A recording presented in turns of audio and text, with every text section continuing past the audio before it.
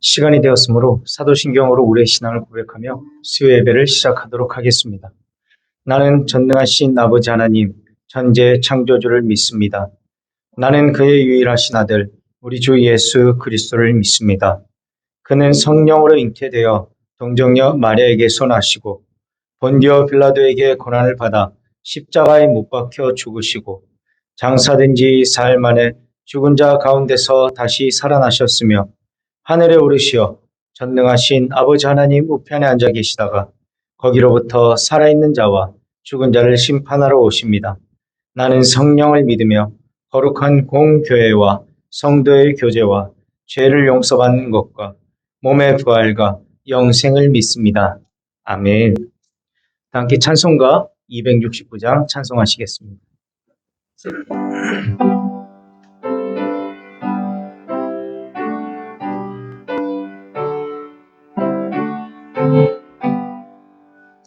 그 참혹한 십자가에 주 달려 흘리시 샘물같이 늘 흘러서 죄 씻어주시네.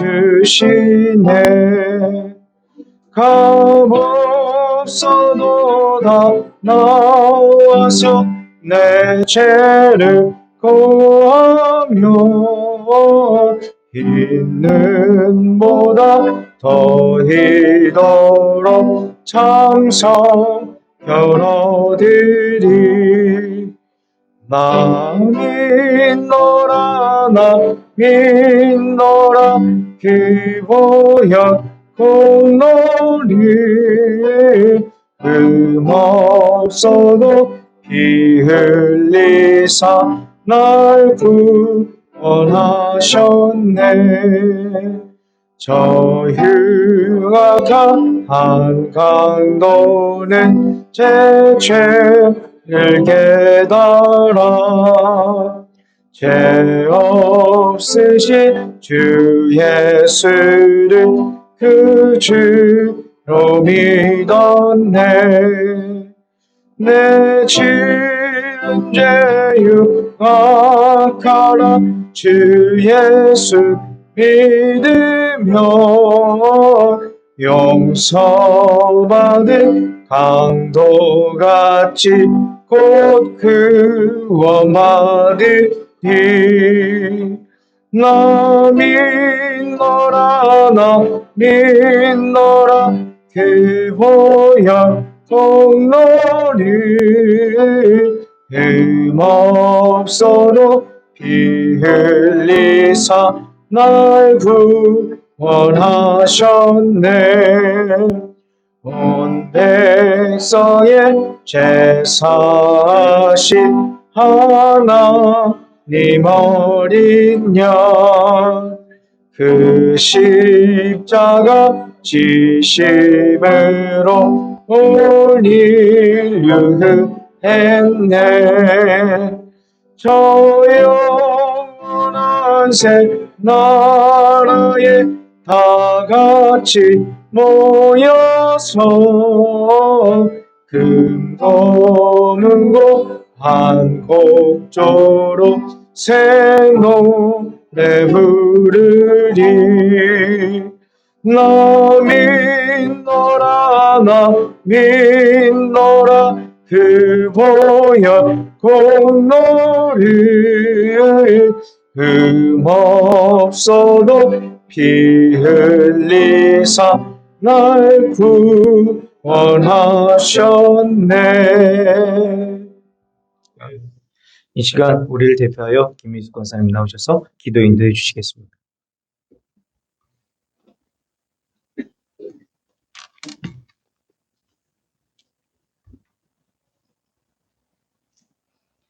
언제 어디서나 함께 하시는 사랑의 주님, 오늘도 이 시간 소요예배로 함께 모여 찬양하고 예배드릴 수 있도록 인도하여 주시니 은혜에 감사를 드립니다. 주님, 저희들 주님의 자녀라 하면서도 여전히 부족하고 연약하여 온전히 주님의 말씀에 순종하지 못하고 세상과 타협하며 살았음을 회개합니다. 주님 용서하여 주시고 언제 어디서든 주님과 동행하며 주님의 뜻 가운데 살아갈 수 있도록 붙드시고 인도하여 주시옵소서. 바쁜 일상과 환경을 핑계로 주의 일에 무심함과 게으름을 버리게 하여 주셔서 모이기에 힘쓰고 늘 깨어 기도하며 열심을 품고 주님을 섬기고 주님을 더 깊이 사랑하며 실천하는 저희들이 되기를 원합니다. 주님, 제2회 동산 성경대학과 정교인 성경 백독 대행진을 진행 중에 있습니다. 듣고 읽음으로 끝나는 것이 아니라 이를 통하여 주님의 말씀을 경외하며 주님을 더욱 사모하는 마음을 갖게 하시고 주님의 뜻이 무엇인지 깨닫게 하셔서 진심으로 주님의 사랑 안에서 섬기기를 먼저 하게 하시고 겸손한 마음으로 배려하며 믿음의 선한 싸움을 싸우게 하여 주시옵소서. 예배와 기도와 봉사를 통하여 실천함으로 나타나게 하시고 주님의 향기를 널리 전하게 하여 주시옵소서. 주님, 오늘도 치료하며 투병 중인 성도님들과 여러 가지 마음의 고통으로 힘들어하며 간절히 기도하는 성도님들 계십니다. 주님께서는 저들의 형편을 잘 아시오니 각자의 형편에 맞게 돌보시고 온전케 치료하여 회복시켜 주시옵소서. 주님의 위로와 평안이 채워지기를 원합니다. 그 어떠한 시련과 고난이 닥칠지라도 극복할 수 있는 용기와 믿음을 주시옵소서. 이 시간 말씀을 전하실 목사님께도 함께 하셔서 영육 간의 강건함과 성령의 능력을 더하여 주시고 듣는 저희가 귀한 말씀을 듣고 깨닫는 은혜의 시간 되게 하여 주시옵소서. 언제나 우리를 사랑하시며 함께 하시는 예수님의 이름으로 기도드립니다. 아멘.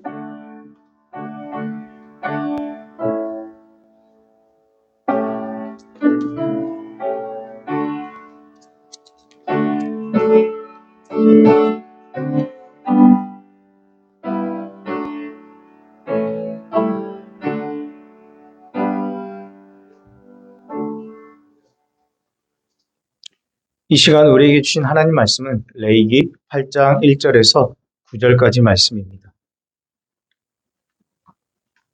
제가 가진 성경으로 구약성경 156페이지 있습니다.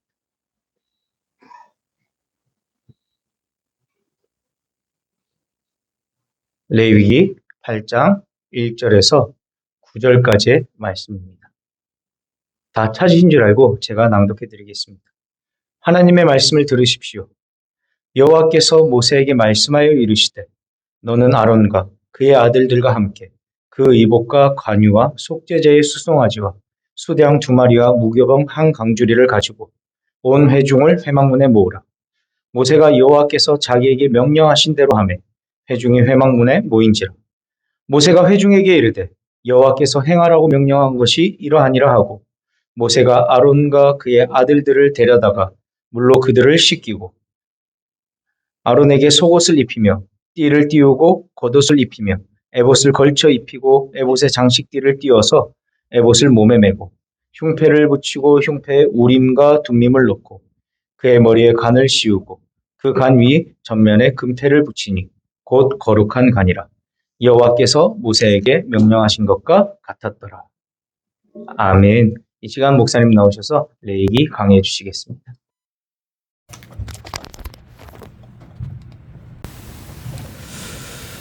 레위기 1장에서 7장까지는 5가지 제사, 곧 번제, 소제, 화목제, 속죄제, 속건제에 대해서 말씀하셨는데 이 제사들은 제시슴을 받기 위해서 무엇을 해야 되는지, 하나님과 교제하기 위해서 무엇을 해야 하는지, 그리고 하나님께 헌신하기 위해서 어떻게 하는지를 알려주는 제사라고 할 수 있습니다. 그런 차원에서 하나님께서 이 5가지의 제사 방법을 가르쳐 주셨다는 것은 곧 하나님께서 우리와 교제하기를 원하신다는 것을 의미하죠. 그러므로 제사의 절차가 까다롭기는 하지만 그러나 이 제사를 드릴 수 있다는 것 자체가 바로 은혜입니다. 은혜. 이제 레위기 8장을 보면 제사를 주관할 제사장을 세우는 방법에 대해서 말씀하고 있는데 오늘은 그 부분을 한번 살펴보겠습니다. 제일 먼저 하나님께서는 모세에게 너는 아론과 그의 아들들과 함께 그 의복과 관유와 속죄제의 송아지와 수장 2마리와 무교병 1강주리를 가지고 온 회중을 바로 회중을 회막문에 모으라 그렇게 말씀을 하십니다. 이로 보건대 하나님께서는 제사장으로 아론과 그의 네 아들, 아론의 네 아들 이름이 어떻게 되죠? 나답과 아비우, 엘라살과 이다말, 이 네 아들을 바로 제사장으로 세우고자 하시는 것을 우리가 알 수가 있습니다. 그리고 이 제사장 위임식이 온 백성들이 지켜보는 가운데서 일주일간 계속되었는데, 여러분 이거 구약시대에 왕을 세우는 것 이상으로 이 제사장 세우는 의식이 비중 있게 거행이 되었다는 것을 알 수가 있습니다. 왜 이렇게 제사장의 임직식이 성대했을까요? 그것은 제사장이 높으냐 왕이 높으냐 그런 차원이 아니라 제사장이 바로 장차 이 땅에 오실 바로 메시아 예수님을 상징하는 인물이었기 때문입니다. 제사장이 하는 일을 한번 생각해 보겠습니다. 백성들이 죄를 지으면 그 짐승을 잡아서 그 피를 가지고 하나님 앞에 나아가서 백성들을 대신해서 회개기도 하는 것, 그거죠. 그 다음 두 번째는 뭐죠? 백성들이 소원이 있으면 그 소원을 듣고는 하나님 앞에 나와서 백성을 대신해서 기도해 주는 것. 그리고 세 번째는 하나님께서 백성들에게 어떤 말씀을 하실 때 하나님을 대신해서 백성들에게 말씀 전하는 것. 자, 기억을 잘 하셨죠? 그러니까 하나님과 백성 사이의 가교 역할, 다리 역할을 하는 것이 바로 제사장이 하는 일이었습니다. 이 일은 장차 메시아이신 예수님이 바로 하신 일이었죠. 하나님의 뜻을 우리에게 가르쳐주고 우리의 죄를 대신 짊어지시고 돌아가시고 바로 그거죠. 그러므로 제사장이 바로 메시아의 모형이었던 거죠. 그리고 하나님께서 백성들을 위해서 제사장을 주셨다는 것은 바로 은혜였습니다. 만일 제사장이 없다면 백성들은 죄 문제를 해결할 방법이 없죠. 그리고 하나님과 교제할 수도 없죠. 그러므로 결국은 자기 마음대로 자기 소견에 오른 대로 살다가 모두 다 영원한 지옥에 결국 가게 되는 것이죠. 그런 의미에서 하나님께서 제사장을 주셨다는 것이 바로 가장 좋은 선물을 우리에게 주셨다는 것, 그런 의미입니다.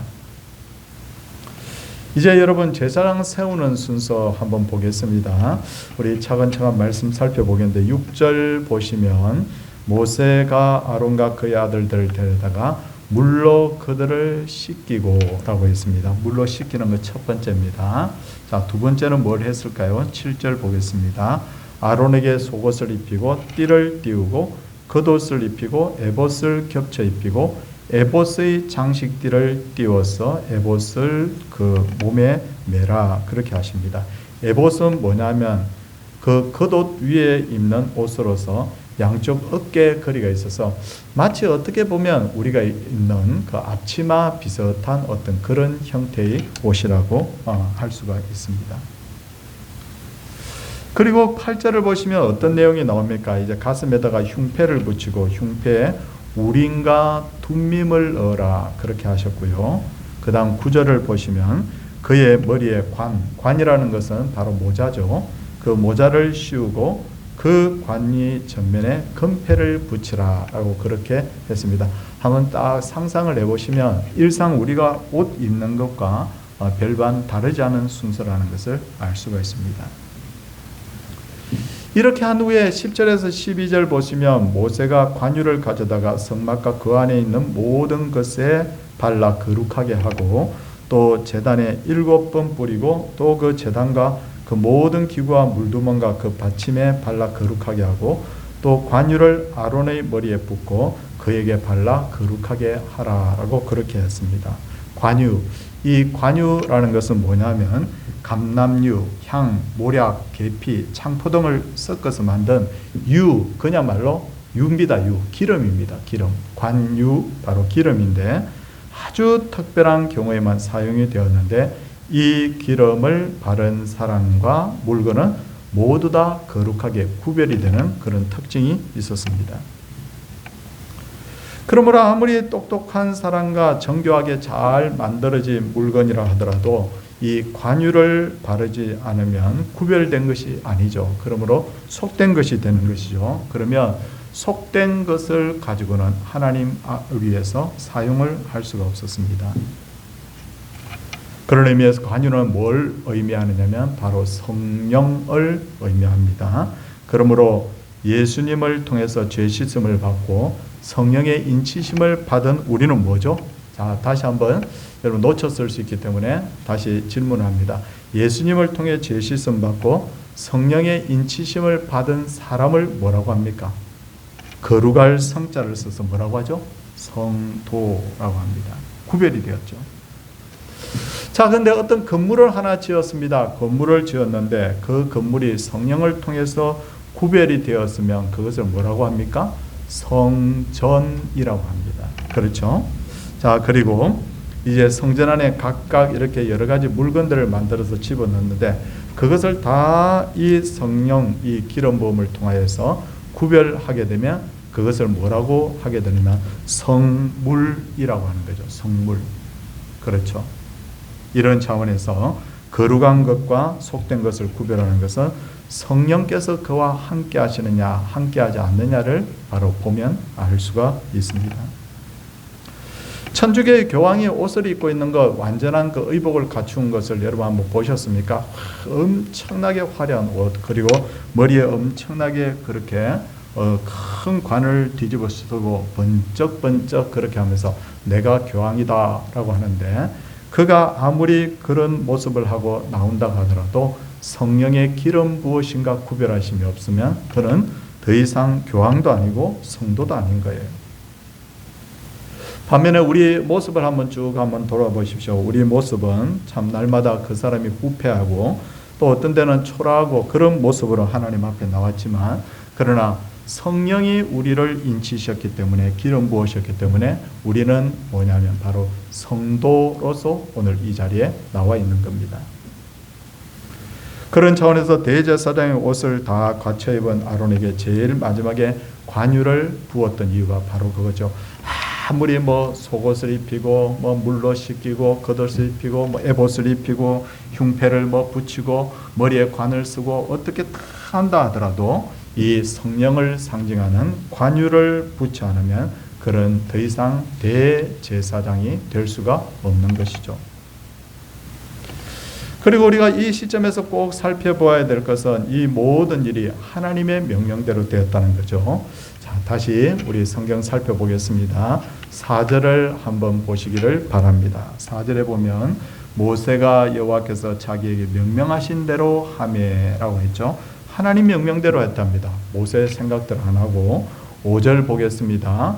5절 보시면 모세가 회중에 이르되 여호와께서 행하라고 명령하신 것이 이러하니라 하고 라고 했습니다.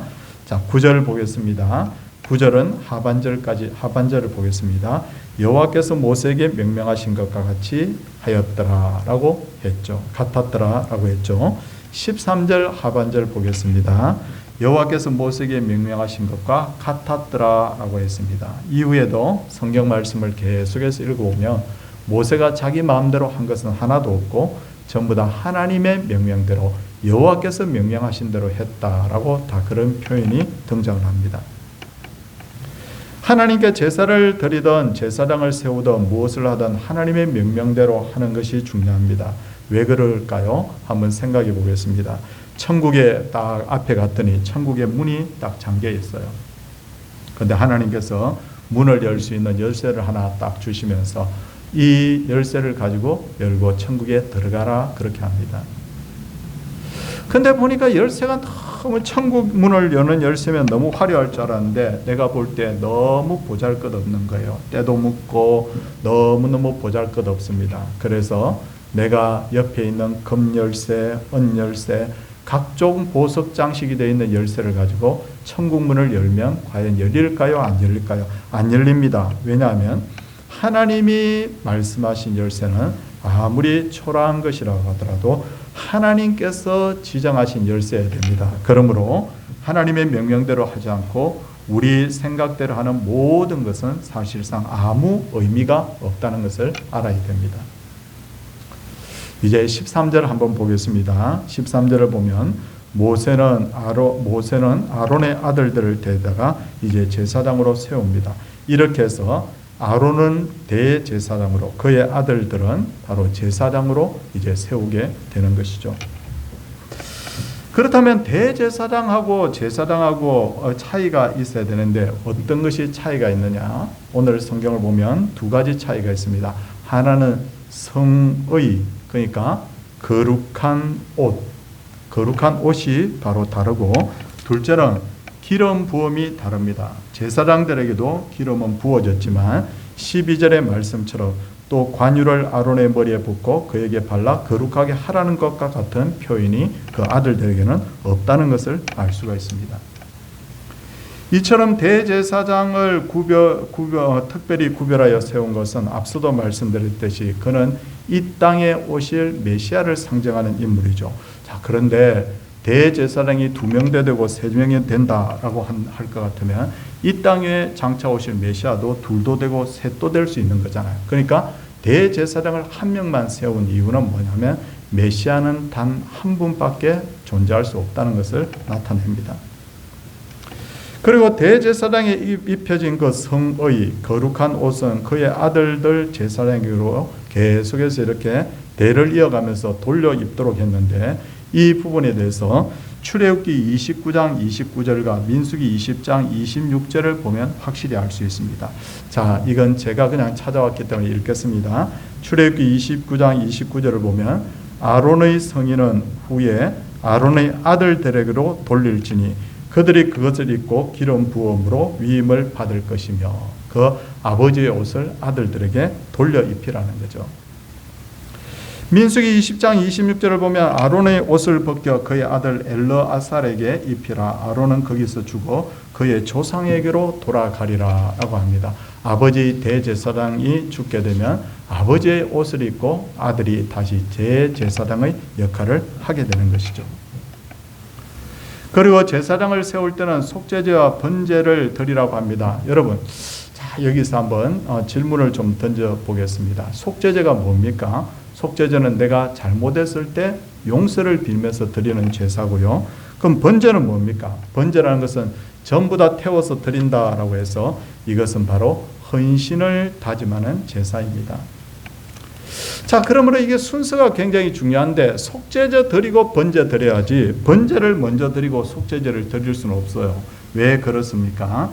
자, 여기 강단에 아주 맛있는 음식이 차려져 있습니다. 혹시 식사 안 하고 오신 분들은 용서하십시오. 음식이 잘 차져 있는데, 자, 이 음식을 하나님께 대접하려고 합니다. 그런데 내가 아주 더러운 손으로 음식을 집어서 여러분 하나님 이거 좀 드셔보세요 하고 드릴 수는 없는 거 아닙니까? 어떻게 해야 됩니까? 아주 맛있는 음식이라 하더라도 반드시 손을 씻고 하나님께 드려야 되듯이, 내가 죄가 있는데 죄 문제를 해결하지 않고 내가 헌신하겠습니다, 내가 충성하겠습니다, 그렇게 할 수 없다는 거예요. 자, 잘 기억하십시오. 죄를 회개하는 속죄제를 먼저 드리고 헌신을 다짐하는 번제를 그 다음에 드려야 되는 것이죠.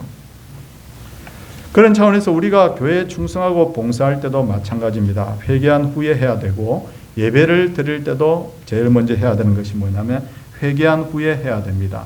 사람이 보기에 아무리 대단한 충성과 헌신도 마음이 깨끗하지 않은 상태에서 하나님께 드리면 하나님이 받지 않으신다는 것을 알아야 됩니다.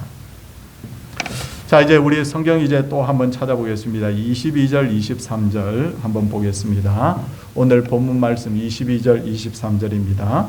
또 다른 수장, 곧 위임식의 수장을 드릴새 아론과 그의 아들들이 그 수장의 머리에 안수하며 모세가 잡고 그 피를 가져다가 아론의 오른쪽 귓부리와 그의 오른쪽 엄지손가락과 그의 오른쪽 엄지발가락에 바르고, 자, 여기서 세 곳을 우리 한번 볼펜으로 표시를 해보겠습니다. 오른쪽 귓부리 밑줄 긋고요. 두 번째 오른쪽 엄지손가락, 그 다음에 오른쪽 엄지발가락. 여러분, 이렇게 아론의 아들들에게 하라는 것이죠. 자, 세 군데 피 바르라고 했습니다. 자, 이건 뭘 의미하느냐면 이게 대제사장과 그의 아들들 제사장들에게 똑같이 이렇게 하라는 거예요. 왜 이렇게 하라는 거냐? 오른쪽 귓불에 피를 바르라고 한 것은 하나님의 말씀을 제대로 들으라라는 그런 의미입니다. 자, 제사장은 자기 어떤 이론을 가지고 사람들에게 가르치는 사람이 아니라 하나님 말씀을 먼저 받아야 되잖아요. 목회자도 마찬가지죠. 뭐 요즘 보면 강단이 희화화 돼가지고 뭐 강단에 서가지고 뭐 온갖 세상 이야기, 웃기는 이야기 막 그런 이야기 막 하고 그러는데 전 그런 거 크게 전 좋다고 생각이 안 듭니다. 설교 말씀을 잘 깨닫게 하기 위해서 비유를 드는 것은 상당히 지혜로운 것이지만 강단이 희화화돼서는 안 되거든요. 그래서 대제사장은 하나님의 말씀 듣기 전에 반드시 하나님의 말씀을 제대로 들으라는 거예요. 그럼 두 번째는 뭡니까? 오른손, 엄지, 손가락입니다. 이걸 뭘 의미하느냐면 너가 제대로 들었으면 하나님의 말씀을 제대로 가르치라는 거죠. 성도들에게. 그리고 오른쪽 엄지 발가락에 피를 바르라고 하신 것은 하나님의 말씀대로 제대로 행하라, 준행하라는 거죠. 그래서 사실 우리가 하나님의 말씀대로 살면 사실 그러나 우리가 세상에서 조롱당할 그런 경우도 생깁니다. 자, 한번 생각해 보세요. 하나님 말씀 바로 듣고 바로 전하고 바로 행하면 세상 사람들이 와 대단한데 말은 그렇게 하지만 속으로는 우리 비웃을지 몰라요. 가령 오른밤을 한 대 탁 때려댔더니 왼밤을 한 대 탁 이렇게 돌려댄다. 세상 사람들이 볼 때는 바보처럼 보일 거예요. 하지만 여러분, 하나님의 사람으로 산다는 것은 이 세상에서 바보 되는 것이라고 지난번에도 한번 말씀을 드렸는데, 자, 한번 가만히 한번 생각해 보세요. 큰 의미에서 한번 생각해 보면 세상 사람들처럼 경쟁하고 남을 찍어 누르고 남을 미워하고 그렇게 해서 좋은 세상이 될 것 같습니까? 아니면 세상 모든 사람들이 하나님의 말씀대로 오리를 가자면 십리를 가고 오른밤을 돌려대면 왼밤을 돌려대고 이러면 여러분 세상이 좋아하는 세상이 될까요? 딱 답은 나와 있어요. 문제는 뭐냐면 세상이 정말 똑똑한 것처럼 하지만 정답은 어디 있느냐면 평화와 여러분 안식은 하나님의 말씀대로 할 때 있는 것이지 여러분 사람 생각으로 이 세상이 평화와 안식을 누릴 수 없다는 것은 명확합니다. 이것은. 그러므로 우리가 하나님의 말씀을 바로 듣고 바로 가르치고 바로 행하는 것이 얼마나 중요한지 모릅니다. 자, 이제 27절을 보면 요제라는 것이 나옵니다. 27절에 보면 요제가 어디 나옵니까, 목사님? 자, 저 끝부분에 보니까 흔들어 요제를 삼게 하고 라고 하는데 이 흔들어 하나님께 드리는 이 제사를 바로 요제라고 합니다. 근데 이것은 모세가 하지 않고 아론과 그의 아들들로 하여금 직접 하게 하는데 이는 제사장이 바로 하나님께 온전히 헌신되었음을 의미하는 겁니다. 자, 성경에 보니까 참 이 한자로 돼가지고 요제, 흔들어서 드리는 제사, 거제, 하나님 앞에 이렇게 들어서 드리는 제사, 이런 여러 가지 제사들이 있죠. 근데 요제는 바로 제사장들이 하나님의 것으로 헌신되었음을 의미합니다. 그리고 이에 대해서 평가하시기를 28절에 보니까 이것 전부 다 하게 하신 후에 이는 향기로운 냄새니라라고 그렇게 말씀하시는 것을 볼 수 있습니다. 어디에 나와 있습니까? 저 중간 보십시오. 이는 향기로운 냄새라고 그렇게 말씀하고 있죠.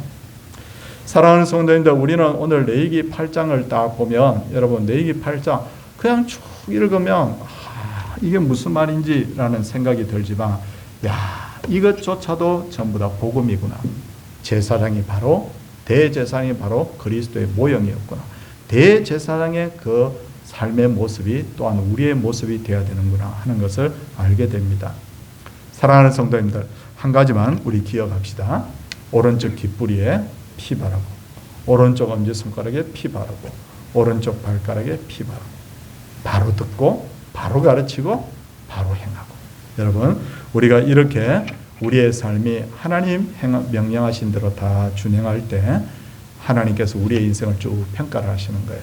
뭐라고 평가하십니까? 내가 누구누구를 보니 향기로운 냄새로구나. 그렇게 말씀하신다는 거죠. 사랑하는 우리 모든 성도님들, 우리 향기로운 냄새 같은 그런 그리스도의 제자로 살기를 주님의 이름으로 축원을 드립니다.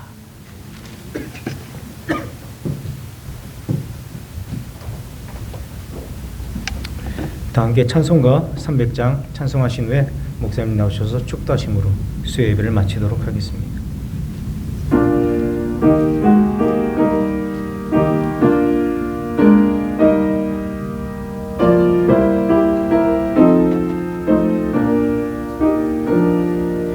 내 맘이 낙심되며 근심에 눌릴 때 주께서 내게 오사 위로해 주시네.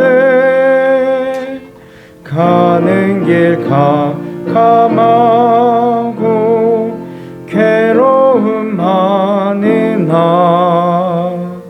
주께서 함께하며 내 짐을 지시네. 그 은혜가 내게 족하네. 그 은혜가 족하네. 이 괴로운 세상 지날 때 그 은혜가 족하네. 희망이 사라지고 친구 날 버릴 때 주 내게 속삭이며 새 희망 주시네. 싸움이 맹렬하여 두려워 떨 때에 승리의 왕이 되신 주 음성 들리네. 그 은혜가 내게 족하네. 그 은혜가 족하네. 이 괴로운 세상 지날 때 그 은혜가 족하네. 번민이 가득 차고 눈물이 흐를 때 주 나의 곁에 오사 위로해 주시네. 환난이 닥쳐와서 어려움 당할 때 주님의 능력이 원수를 이기네. 그 은혜가 내게 족하네. 그 은혜가 족하네. 이 괴로운 세상 지날 때 그 은혜가 족하네.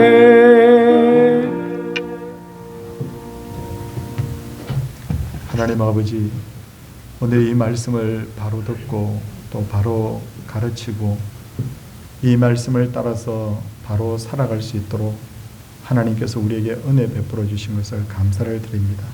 우리는 자기를 위하여 사는 자 없고 주를 위하여 살며 자기 뜻대로 사는 자 없고 여호와께서 명령하신 대로 사는 자가 바로 저희들인 줄 믿사오니 그렇게 살아갈 수 있도록 믿음도 주시고 그렇게 살아갈 수 있도록 용기도 주시고 그렇게 살아갈 수 있도록 하나님께서 우리의 걸음을 인도하여 주시옵소서.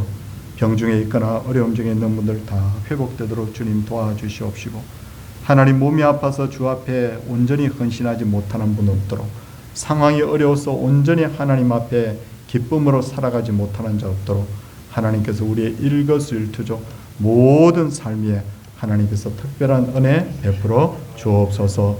저희가 9월 10월 계획하는 모든 일들이 형통하게 하여 주셔서 매일매일이 기쁨이요 감사요 은혜의 제목이 되게 하여 주시옵소서.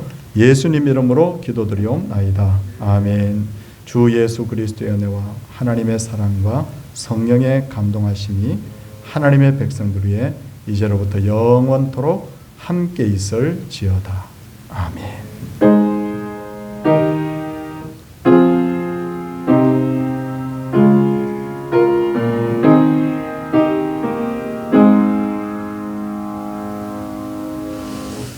여러분도 지금 성경 읽고 계시겠지만 저도 계속 아침 저녁으로 또 수시로 성경을 읽고 있습니다. 이번 기회에 최소한 내가 1독 이상 한다는 목표 한번 잡아보세요.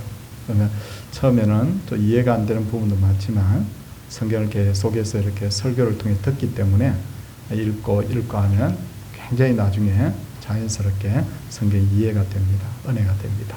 자, 옆에 분들하고 이제 인사하도록 하겠습니다.